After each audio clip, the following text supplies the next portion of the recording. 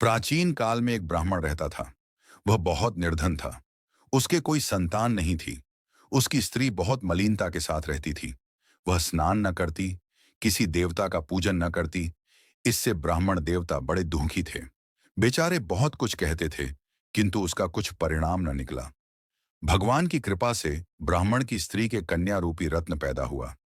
कन्या बड़ी होने पर प्रातः स्नान करके विष्णु भगवान का जाप व बृहस्पतिवार का व्रत करने लगी। अपने पूजन पाठ को समाप्त करके विद्यालय जाती तो अपनी मुट्ठी में जौ भर के ले जाती और पाठशाला के मार्ग में डालती जाती। तब ये जौ स्वर्ण के जो जाते लौटते समय उनको बीन कर घर ले आती थी। एक दिन वह बालिका सूप में उस सोने के जौ को फटक कर साफ कर रही थी कि उसके पिता ने देख लिया और कहा, हे बेटी, सोने के जौ के लिए सोने का सूप होना चाहिए। दूसरे दिन बृहस्पतिवार था। इस कन्या ने व्रत रखा और बृहस्पति देव से प्रार्थना करके कहा, मैंने आपकी पूजा सच्चे मन से की हो तो मेरे लिए सोने का सूप दे दो। बृहस्पति देव ने उसकी प्रार्थना स्वीकार कर ली। रोजाना की तरह वह कन्या जौ फैलाती हुई जाने लगी। जब लौटकर जौ बीन रही थी तो बृहस्पति देव की कृपा से सोने का सूप मिला। उसे वह घर ले आई और उसमें जौ साफ करने लगी, परंतु उसकी मां का वही ढंग रहा। एक दिन की बात है कि वह कन्या सोने के सूप में जौ साफ कर रही थी। उस समय उस शहर का राजपुत्र वहां से होकर निकला। इस कन्या के रूप और कार्य को देखकर मोहित हो गया तथा अपने घर आकर भोजन तथा जल त्याग कर उदास होकर लेट गया। राजा को इस बात का पता लगा तो अपने प्रधानमंत्री के साथ उसके पास गए और बोले, हे बेटा, तुम्हें किस बात का कष्ट है?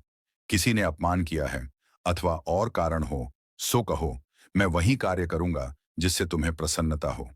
अपने पिता की राजकुमार ने बातें सुनी तो वह बोला, मुझे आपकी कृपा से किसी बात का दुख नहीं है।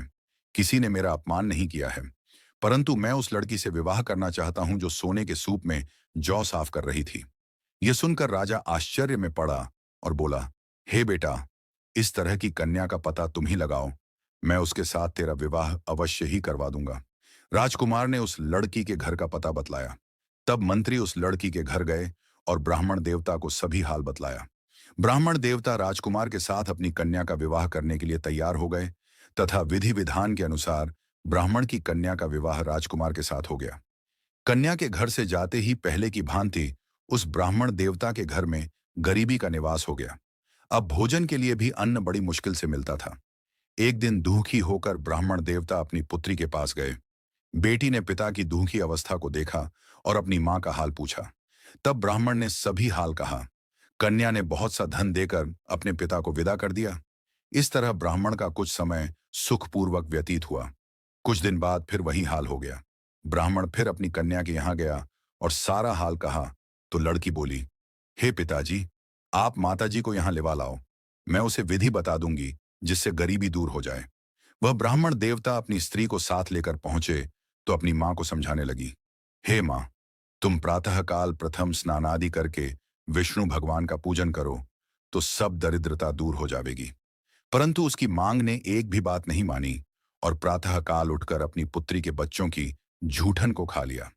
इससे उसकी पुत्री को भी बहुत गुस्सा आया और एक रात को कोठरी से सभी सामान निकाल दिया और अपनी मां को उसमें बंद कर दिया।